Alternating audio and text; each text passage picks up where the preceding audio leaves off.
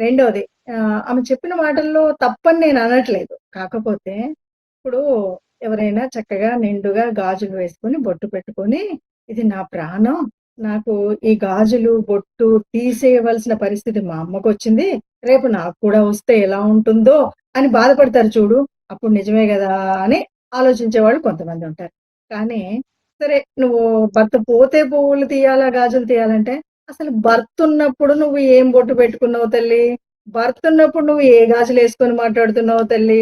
భర్తున్నప్పుడు నువ్వు ఎంత చక్కగా జడ వేసుకొని పూలు పెడుతున్నావు సినిమాలో తప్ప ఇంకెక్కడా కనిపించినటువంటి నువ్వు, ఈ విషయాలు మాట్లాడడం అర్థం లేదు అని చెప్పొచ్చు. ఇక మనకు ఈ ఆచారము, సంప్రదాయము ఎలా వస్తాయి, ఏంటి అన్నది మాత్రం అందరూ తెలుసుకోవాలి. ఇక్కడ ఒక విషయం.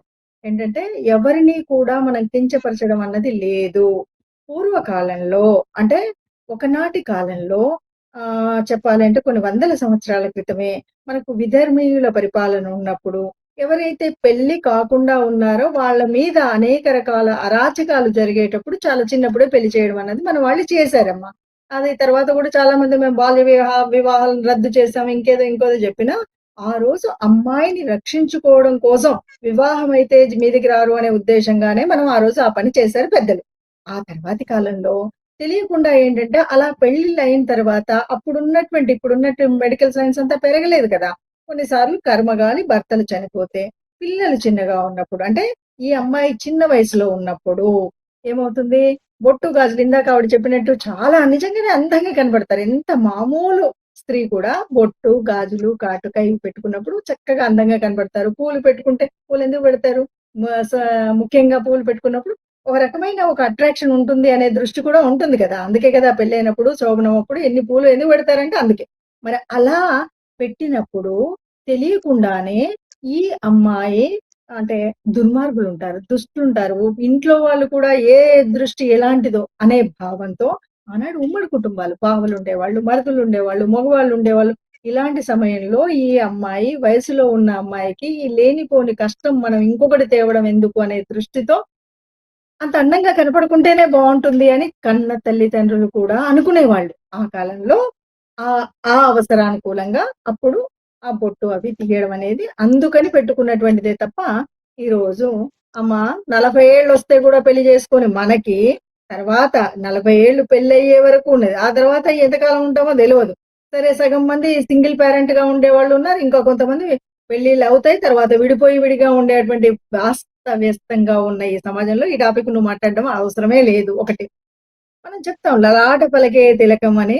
ఆ లలాట ఫలకం మీద పెట్టుకునే తిలకం ఏ గుడికి వెళ్తే ఆ బొట్టు పెట్టుకోమననేది పెద్దవాళ్ళందరూ మీరు చూడండి ఆంజనేయ స్వామి దగ్గరికి వెళ్తే ఆంజనేయ స్వామి గుడి అలా ఏ గుడికి వెళ్తే ఆ సింధూరం కానీ అవి తప్పకుండా పెట్టుకుంటారు. ఇక్కడేంటంటే స్త్రీ గురించి మాట్లాడుతూ ఉన్నప్పుడు వాళ్ళు అంటే పసుపు కుంకుమలివ్వడము ఇవన్నీ కూడా ఏంటంటే ఓ ఆచారంగా పెట్టుకున్నారు. ఇవి ముందు నుండి లేవా అంటే కొన్ని రకాలైనటువంటి అంటే ఒక ముత్తైదువతనం అని చెప్పినప్పుడు, ఏవో 5 లక్షణాలు చెప్పినప్పుడు, ఈ 5 లక్షణాలు ముత్తైదువ లక్షణాల్లో ఉన్నాయి కాబట్టి, ఆ ముత్తైదువతనము అనేది భర్త ఉంటే ఉంటుంది కాబట్టి వాటిని భర్త చనిపోయాడు కాబట్టి అనే ఉద్దేశంగా కొంతమంది. ఇంకా కొంతమందమ్మా కొంతకాలం అంటే వాళ్ళే ఏమోనమ్మా నాకున్న ఈ పరిస్థితికి నా భర్తే లేడు. నేను ఇవన్నీ పెట్టుకొని ఆనందంగా ఉండాలా అన్న వాళ్ళు కూడా ఉన్నారు. ఇవన్నీ ఏంటంటే ఆయా కాలాలకు అనుగుణంగా, ఆయా పరిస్థితులకు అనుగుణంగా మనకు మనం తెచ్చుకున్నటువంటి ఏర్పాటు చేసుకున్నటువంటివి. దాని గురించి పెద్ద మనం సంఘ సంస్కర్తలాగా, ఆ సంఘ సంస్కర్త అన్నప్పుడు ఏ సంఘాన్ని సంస్కరించాలన్నా, ఏ విషయం పైన సంస్కరించాలంటే దాని మీద నీకు లోతైన అవగాహన ఉండాలి మొట్టమొదటిది. రెండవది నువ్వు ఆ పద్ధతిని, ఆచారాన్ని గట్టిగా అవలంబిస్తూ ఉండాలి. ఈ 2 నీకు లేవు. లేనప్పుడు నువ్వు మాట్లాడడం అనేది పిచ్చోళ్ళు అంటారు చూడమ్మా, వెర్రోడి చేతిలో రాయి ఉన్నట్టుగా ఉంటుంది. కాబట్టి అమ్మా అనసూయ ఇది ఒక హైందవ స్త్రీమూర్తి ఉండవలసిన లక్షణాలు గాని, అవి తర్వాత ఎలా ఉండాలని మాట్లాడుకుంటా ఉంటే బావుంటది. ఇక బొట్టు తీసేయాలా, గాజులు తీసేయాలంటే దీనికి ఎవరు వ్యతిరేకమైతే కాదు. కానీ ఆనాటి కాలంలో అలా చేశారు. దాన్ని ఇష్టపడేవాళ్ళు ఇప్పటికీ ఫాలో అవుతారు. ఇష్టం కాని వాళ్ళు ఉంచుకుంటారు. ఆ! పెట్టుకోవాల్సిన వాళ్ళు తీసేసేవాళ్ళు పెట్టుకొని ఇలాంటివన్నీ గూడా ఉన్నాయి కదా! మనం వీటి గురించి చర్చ చేయడం కాదు. మనకి బొట్టు అన్నది ఆడపిల్లకి నిజంగా సహజంగా పుట్టుకతో అమ్మ పెట్టినప్పటి నుండి ఇప్పటి వరకు సాగుతూనే ఉంది. అందుకే మనం అది కంటిన్యూ అనేది ఆనాటి పరిస్థితులకు అనుగుణంగా మారినటువంటి పరిస్థితే తప్ప, ఇప్పుడు కొత్తగా ఏదో మారిపోయింది. ఇది అవసరమా? ఇది చెప్పాలా? నాకు నిద్ర పట్టట్లేదు 3 నెలల నుండి, 4 నెలల నుండి అంటే కాదు. ఇదంతా కాదు గానీ, అమ్మా నువ్వు చూసుకోవాలంటే అసలు ఏ డ్రెస్ ఏసుకొని ఎక్కడేం చేయాలి అనే ఆలోచనలు ఆలోచించి అలాంటి మాటలేమన్నా మాట్లాడితే పనికిరాని వాళ్ళు దాని కోసం సమయం వెచ్చిస్తారు కానీ, అనవసరంగా అందరి సమయాన్ని వృధా చేయకుండా ఉండాలి అంటే అనసూయమ్మ ఇలాంటి మాటలు మాట్లాడకుండా ఉంటే మంచిదని నా భావమమ్మ. సో ఇప్పుడు అనసూయ చేసిన కామెంట్స్ ఏవైతే ఉన్నాయో, సో ఏదో ఒక సెన్సిటివ్ టాపిక్ తో వార్తల్లో నిలవాలి అన్న ఒక ఉద్దేశమే ప్రధానంగా కనిపిస్తుందంటారా? నిజమమ్మ. 100% నేను మొట్టమొదట మొదలుపెట్టిందే అది. అంటే ఇది ఇది కాదు. మొన్నటి వరకు మాట్లాడిందైనా ఏదన్నా చూస్తే ఏందంటే అలా మాట్లాడితే అందరూ ఇక ఎంతమంది వ్యతిరేకంగా వస్తారో, ఆ వచ్చిన వాళ్ళెవరు? వాళ్ళు విశ్వ హిందువా? లేకపోతే బజరంగ్ దళా? వీళ్ళేదో అన్నారు. అన్నారు కాబట్టి ఇది నిజమా? అంటే దీని మీద కొంతమంది అవును విశ్వ హిందువులందరూ పిచ్చోళ్ళు. అంటే ఆడపిల్లకి ఇదొద్దన్నారు, అదొద్దన్నారు. లేకపోతే బజరంగ్ దళ్, లేకపోతే బీజేపీ, లేకపోతే మతతత్వ పార్టీలు ఇలాగా 10 మంది 10 రకాలు కామెంట్ చేస్తే ఓ రకంగా మన హైప్ అంతా అవుతుంది. అందుకోసం మాట్లాడిందే తప్ప అందులో కాస్త ఆలోచన విధానం ఉండి, ఓ తత్వం ఉండి, సరే ఏది ఏమన్నా సరే అమ్మ కొంతమంది ఉంటారు. ఎవరి ఆచారానికి వాళ్ళు విలువిస్తారు. పద్ధతి ఏదైనా సరే దాని ఇష్టమున్నా, నష్టమున్నా అమ్మా మనం చూస్తుంటాం. కొంతమంది పాపం ఎండాకాలంలో కూడా మిట్ట మధ్యాహ్నం పోతూ ఆ నల్ల బుర్కాలేసుకుంటారు. వాళ్ళకది ఇష్టమంటారా? అందరు ఆడపిల్లలని అడిగి చూడండి. వాళ్ళ మీద చర్చ జరిగేలాగా చూడండి ఒకసారి. ఎవరన్నా ఇది ఇష్టమా? ఇష్టం కాదు. ఆఖరికి కొన్ని సార్లు ఎప్పుడో నవ్వుతూ చూసాం. ఫోటో దిగితే కూడా అదేసుకొనే దిగారు. అంటే అది ఆళ్ళ ఆచారం అంతే. వాళ్ళు ఫాలో అవుతున్నారు. మన ఇష్టమైతే ఫాలో అవుదాం, కష్టమైతే ఊరుకుందాం. అంతేగాని అర్థం లేని వ్యవహారాన్ని తీసుకొచ్చి నట్టింట్లో గాకుండా నెట్టింట్లోకి నెట్టడం అంటే ఇదే ఈ నెట్టు మాధ్యమంగా చేసే పనులు ఇవన్నమాట. ఎందుకంటే మనం ఆహ్, అందరి మధ్యలోకి ఒక వెలుగు వెలిగిపోతాం అనుకుంటున్నాం గానీ దీని వల్ల వచ్చే హైప్ ఏం కాదమ్మా. నలుగురు తిడతారు తప్ప పనికొచ్చేది ఏం కాదని నా ఉద్దేశం అమ్మ. సరే మేడం, సాధారణంగా కూడా చూసుకుంటే మహిళల కట్టు బొట్టు మీద ఇటీవల చాలా కామెంట్స్ వస్తున్నాయి ఈ మధ్య కాలంలో. ముఖ్యంగా ఇటు హ్మ్. రాజకీయ ప్రముఖుల నుంచి సినీ ప్రముఖుల వరకు చాలా మంది కామెంట్ చేస్తున్నారు. సో హ్మ్. అమ్మాయిలు ఇలాంటి బట్టలు వేసుకోవడం వల్లే ఈ అత్యాచారాలు లాంటి ఘటనలు ఎక్కువగా జరుగుతున్నాయి అన్న ఒక ప్రచారం కూడా మీరు చాలా చోట్ల వినే ఉంటారు ఈ వ్యాఖ్యల్ని. సో దీన్ని మీరు సమర్థిస్తారా? అమ్మ నేను బట్టలు నిండుగా ఉండాలి అంటాను తప్ప, బట్టలు నిండుగా ఉండాలి. నేను చీరే కట్టుకోమని చెప్పట్లేదు. నిండుగా బట్టలు వేసుకోవడం అన్నది మన సంప్రదాయం.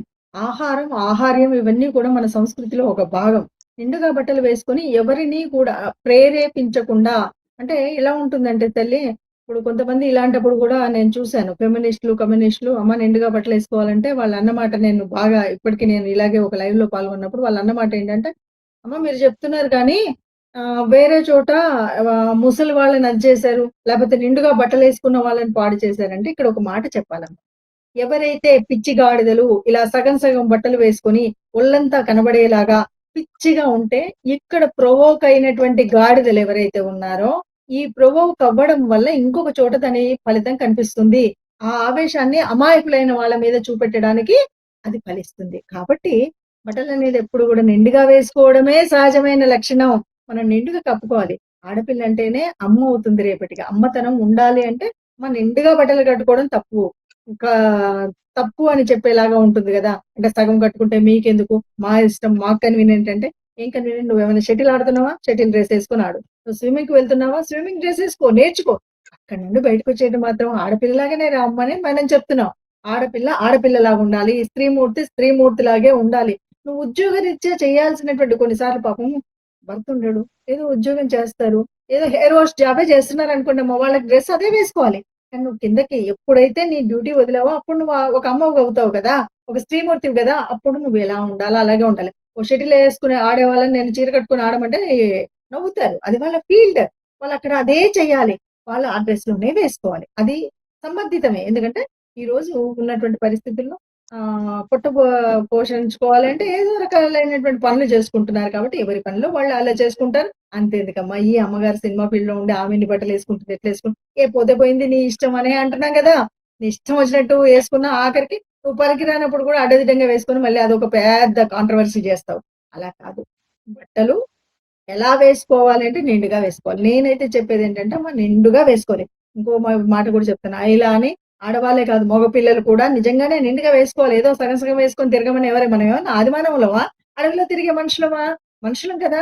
మేధాశక్తి ఉంది గదా! ఆలోచన విధానం ఉంది కదా! మనం మాట్లాడే విధానం తెలిసినప్పుడు మనను నడకలో కూడా మనిషి అనేవాడు సోషల్ యానిమలే కావచ్చు. నేను పశువునే అనుకోని పశువులాగా ప్రవర్తించలేం గదా!